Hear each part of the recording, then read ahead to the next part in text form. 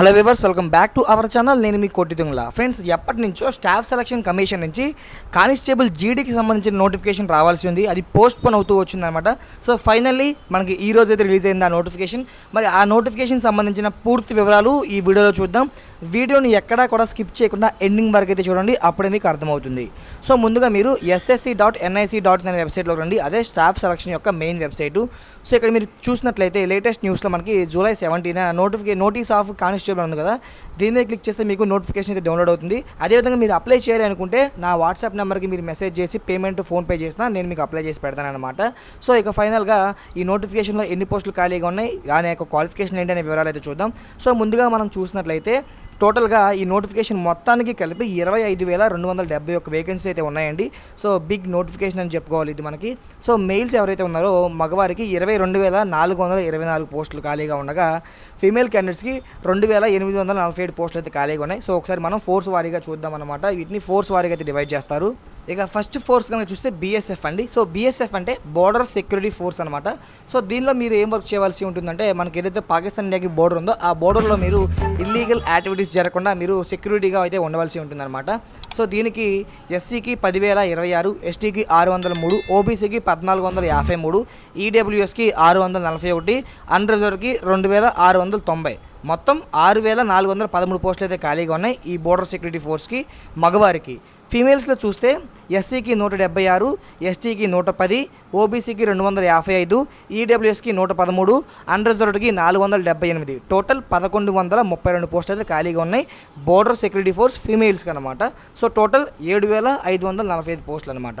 మరి రెండోది కనుక చూసినట్లయితే CISF, ఇదే మనకి సెంట్రల్ ఇండస్ట్రియల్ సెక్యూరిటీ ఫోర్స్ అండి. సో ఇది మనం ఏం చేయాలంటే, ఈ పోస్ట్ కనుక వచ్చినట్లయితే మనకి ఏదైతే గవర్నమెంట్కి సంబంధించి కొన్ని ప్రైవేట్గా ఉంటాయో, అంటే ఎయిర్పోర్ట్స్ కానివచ్చు ఇలాంటివండి. సో వాటిలో మీరు సెక్యూరిటీ ఫోర్స్గా చేయవలసి ఉంటుంది.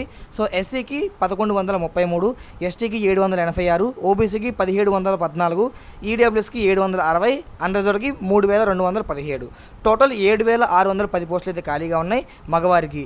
ఆడవారికి చూస్తే SCకి 128, STకి 86, OBCకి 193, EWSకి 88, URకి 359, టోటల్ మనకి 854 పోస్టులు అయితే ఖాళీగా ఉన్నాయన్నమాట ఫిమేల్స్కి, ఏదైతే మనకి సెంట్రల్ ఇండస్ట్రియల్ సెక్యూరిటీ ఫోర్స్ ఉందో దానికనమాట. సో మూడోది కనుక చూసినట్లయితే CRPF అండి, సెంట్రల్ రిజర్వ్డ్ పోలీస్ ఫోర్స్ అనమాట. తర్వాత NA, national investigation agency. So ఈ రెండింటిలో మనకి పొజిషన్స్ అయితే ఇవ్వలేదన్నమాట. ఏమిటి ఉన్నాయి, అన్నీ 00 ఉన్నాయన్నమాట. SSB, సహస్ర సీమాబల్. సో ఇందులో మీరు ఏం చేయవలసి ఉంటుందంటే, నేపాల్ ఇలా బోర్డర్లో మీరు ఇల్లీగల్ యాక్టివిటీస్ జరగకుండా చూడవలసి ఉంటుంది. ఇందులో మనకి మగవారికి 3,806 పోస్టులు ఖాళీ ఉండగా ఆడవారికి అసలు ఒక్క పోస్ట్ కూడా లేదండి. సో టోటల్ మనకి మెయిల్స్కి మాత్రమే దీనికి అప్లై చేసిన అవకాశం అయితే కల్పించారు. సో అదేవిధంగా నెక్స్ట్ కనుక చూసినట్లయితే తర్వాత చూస్తే ITBP, Indo Tibetan border police force అండి. సో ఇందులో మనకి మరి ఈ ITBPలో మగవారికి 1,216 పోస్టులు ఇవ్వగా ఆడవారికి 215 పోస్టులు అయితే ఇచ్చారు. ఇందులో కనుక మీకు జాబ్ వచ్చినట్లయితే ఏం చేయవలసి ఉంటుందంటే, ఇందులో కనుక మీరు జాబ్ వచ్చినట్లయితే చైనా బార్డర్లో మీరు వర్క్ చేయవలసి ఉంటుంది. సో అంటే ఏంటంటే బార్డర్ క్రాస్ చేసి అటు వైడ్ నుంచి ఇటు ఎవరు రాకుండా చూసే బాధ్యత అనమాట మీది. సో ITBP వస్తే మీరు ఆ వర్క్ చేయవలసి ఉంటుంది. నెక్స్ట్ మనం AR అండి, అస్సాం రైఫిల్స్. సో ఇందులో మీకు SCకి 391, STకి 508, OBCకి 615, EWSకి 317, URకి 1354, టోటల్ మనకి 3,185 పోస్టులు ఖాళీగా ఉన్నాయి. ఫీమేల్స్కి SCకి 71, STకి 99, OBCకి 115, EWSకి 60, URకి 255, టోటల్ 600, మొత్తం మనకి 3,785 పోస్టులు అయితే ఖాళీగా ఉన్నాయన్నమాట. సో నెక్స్ట్ కనుక చూసినట్లయితే ఇక లాస్ట్ చూస్తే SSF, దీన్నే మనం సెక్రటరియల్ సెక్యూరిటీ ఫోర్స్ అని అంటారు. సో ఈ జాబ్ వస్తే మీరు ఏం చేయాలంటే, కేంద్ర సచివాలయం అని చెప్పేసి ఒకటి ఉంటుంది. సో అందులో రకరకాల మినిస్టర్లు అందరూ ఉంటారు. సో ఆ మినిస్టర్లకి మీరు సెక్యూరిటీ ఇవ్వవలసి ఉంటుంది. సో ఇందులో మనకి టోటల్ 194 పోస్టులు అయితే ఉన్నాయి. SCకి 28, STకి 14, OBCకి 49, EWSకి 19, URకి 84 అనమాట మెయిల్స్కి. ఫీమేల్స్కి చూస్తే SCకి 7, STకి 3, OBCకి 11, EWSకి 4, URకి 21, టోటల్ 46, మొత్తం 240 పోస్టులు అయితే ఖాళీగా ఉన్నాయండి. సో ఈ విధంగా అయితే ఉన్నాయన్నమాట. ఏవైతే పొజిషన్స్ ఉన్నాయో ఆ పొజిషన్స్ అన్నీ ఇలా ఉన్నాయి. మరి పే స్కేల్ కనుక చూసినట్లయితే మనకి 21,700 నుంచి 69,100 వరకు ఉండే అవకాశం అయితే ఉందన్నమాట ఈ మధ్యలో. ఇప్పుడు మర్చిపోయాను, ముందుగా అందరికి ఇక్కడ ఎక్కువ వచ్చే డౌట్ ఏంటంటే బ్రదర్ ఇప్పుడు నాకు 2-3 పోస్టులు కావాలి, నేను మరి రెండింటికి 2 అప్లికేషన్ చేయాలా 3 అప్లికేషన్ చేయాలని చెప్పేసి. సో అలా ఏమి ఉండదండి, మీరు ప్రిఫరెన్స్ ఇచ్చుకోవాలి. ఫస్ట్ నాకు బీఎస్ఎఫ్ కావాలి, సెకండ్ ఎస్ఎస్ఎఫ్ కావాలి, థర్డ్ సిఆర్పిఎఫ్ కావాలి, ఇలా ప్రిఫరెన్స్ ఇచ్చుకోవాలి. సో మీకు వచ్చిన మార్కుల ప్రకారం, మీకు వచ్చిన ర్యాంక్ ప్రకారం మీరు దేనికి సూటబుల్ అవుతారో వాళ్ళే మీకు అయితే కేటాయిస్తారండి. సో మీరైతే సపరేట్ అప్లికేషన్ అయితే పెట్టుకోవాల్సి లేదు, ఒకే అప్లికేషన్లో ప్రిఫరెన్స్ అయితే ఇచ్చుకోవాలి, ఫస్ట్ సెకండ్ థర్డ్ వన్ అని చెప్పేసి. ఆ విధంగా అయితే ఇచ్చితే రిజల్ట్ని బట్టి, మీకు వచ్చిన ర్యాంక్ని బట్టి వారే మీకు ఒక సూటబుల్ పోస్ట్ని అయితే ఇస్తారు.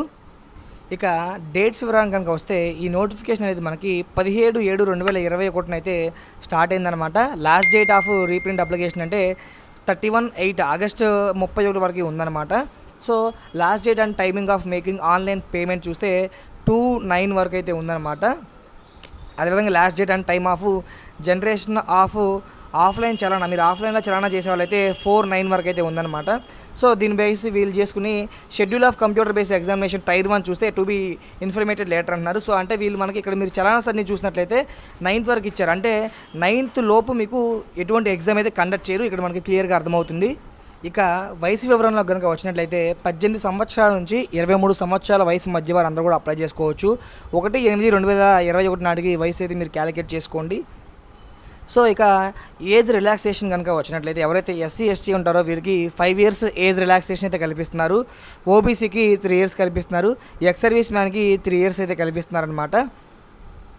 సో ఈ విధంగా అయితే ఏజ్ రిలాక్సేషన్ అయితే ఉందండి. సో ఇండియన్ సిటిజన్స్ అందరూ కూడా దీనికి అప్లై చేసుకునే అవకాశం అయితే వీరు కల్పించారు. సో దీనికి అప్లై చేసిన వాళ్ళకి కేవలం ఎడ్యుకేషన్ క్వాలిఫికేషన్ అయితే 10th క్లాస్ ఉంటే సరిపోతుంది. కేవలం ఎస్ఎస్సి పాస్ అయిన ప్రతి ఒక్కరు కూడా దీనికి అప్లై చేసుకోవచ్చు. సో మెయిన్ అందరికీ వచ్చే డౌట్ ఏంటంటే బ్రదర్ మాది ఎడ్యుకేషన్లో చేసాం, మేము అంటే ఓపెన్లో చేసాం 10th, మేము అప్లై చేసుకోవచ్చు అని చెప్పేసి అంటారు. సో ఎవరైతే డిస్టెన్స్ ఎడ్యుకేషన్ చేశారో educational bureau university grants commission నుంచి అథారిటీ పొందిన వారు అందరే, అంటే మీ బోర్డు అనేది ఈ డిస్టెన్స్ ఎడ్యుకేషన్ నుంచి అథారిటీ పొందితే మీరు అప్లై చేసుకోవడానికి అర్హులే అనమాట.